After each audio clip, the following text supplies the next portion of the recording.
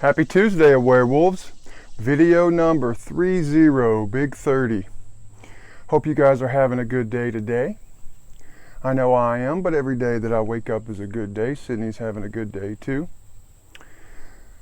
Subject of today's topic, inspired by the Olympics again, is nutrition. But not nutrition as a whole, because that's too many videos or too long in one video. Today I want to talk about portion control. And that's important with the Olympics because portion control is probably much more important in America than other places. Did you know that most other countries, many other countries at the very least, won't even accept American food goods because of their genetic modification or because of their lack of nutrient content? This is mostly an American problem.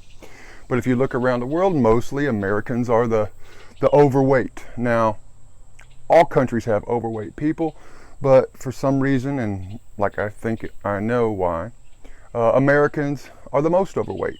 And it's because we don't know anything about portion control. But like I spoke about in one of my other videos, portion control isn't about the size of your meal, okay? It's not about the quantity. It's about the quality of your meal. And like I say over and over again, quality will always beat quantity.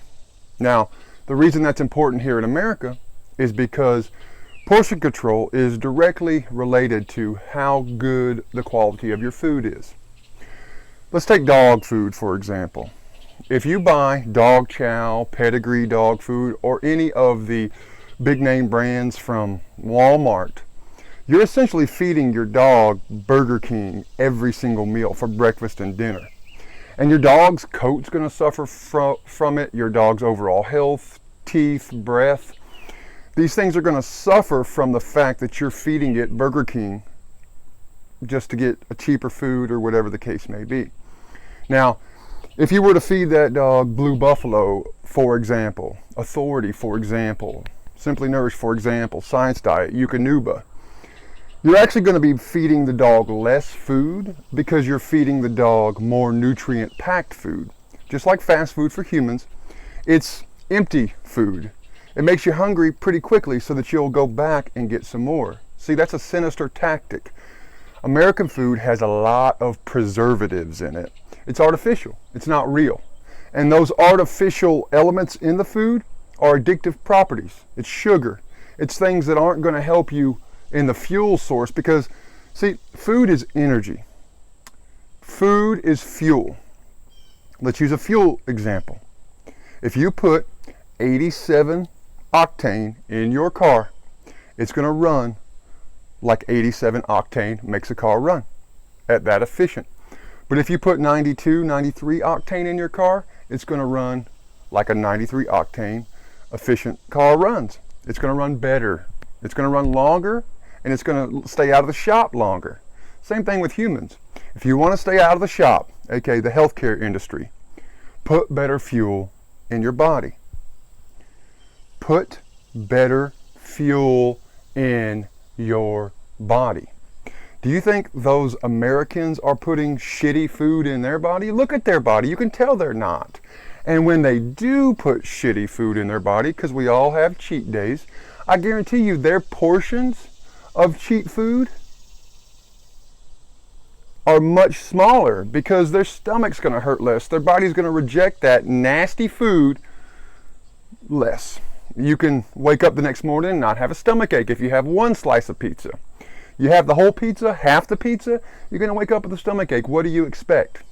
Now, I used to be 300 pounds. Granted, I had a pretty good excuse. I broke my neck, but an excuse nonetheless. Now, what I recommend, or my daily nutrition, is going to be different than yours. I look at food differently than yours. I look at it as fuel.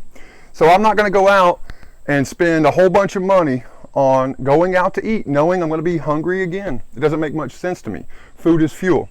I want the smallest portion with the most nutrients, because then I know that I'm not going to have a stomach ache. Then I know that my natural tendency to overeat is going to play less of a factor in this meal. Because if I have a tendency to overeat every meal, and I eat 3 meals, 6 meals a day, what do you think is going to happen? Especially if I don't exercise. So exercise does counteract, a lot of people, a lot of older people, in their late 20s, 30s, 40s, they exercise really hard just so they can eat what they want. Now, I think that's better than not exercising and eating what you want. But you're kind of climbing up the hill or the escalator only to ride back down to climb it up, and some people are okay with that. Their priorities are getting that taste, getting that sensation, getting that addiction nurtured. My buddy Jeff, he'll eat a donut and spit it back out just to get that taste, just because he wants a donut, but he doesn't want to ruin all the exercise and hard work that he does. But if we get more quality food, our portions will naturally fill us up quicker. So how do we start from a bad food eater and get to what Jason has accomplished, where I look at food as fuel? I want as much energy and as much nutrients as I can, but I don't want a whole lot, because I don't like feeling that over full. When you eat too much, the reason that you're so tired, that 2 o'clock feeling, is because all of your energy, all of the blood, all of the inflammatories in your body are attacking your meal. And it takes so much energy to digest that meal that you're exhausted. You haven't even done anything and you're exhausted. Try smaller portions. Try real food. Let me give you an example of what I eat on a day, and you can take what you want from it. Okay? And I eat pretty consistent. At least 80% of this every single day.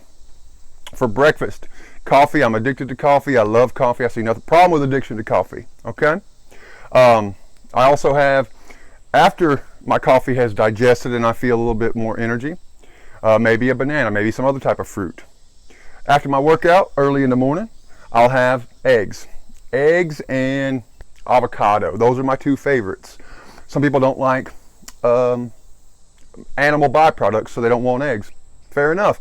But I'll tell you, if you want to stay consistently healthy, eggs are going to have to be a pretty big part of that, at least in my experience and the experience of others in similar situations. Protein shakes or smoothies are always a snack I have about every day.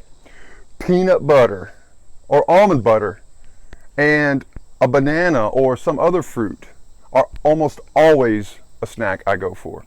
Hummus and chips, almost always a snack I go for. I rarely have full meals anymore. I rarely need a full meal because I'm not trying to get till tomorrow. I'm just trying to get a couple hours down the road. You see, forward is forward. But I also want to keep my metabolism constantly running, so I don't want to eat too much.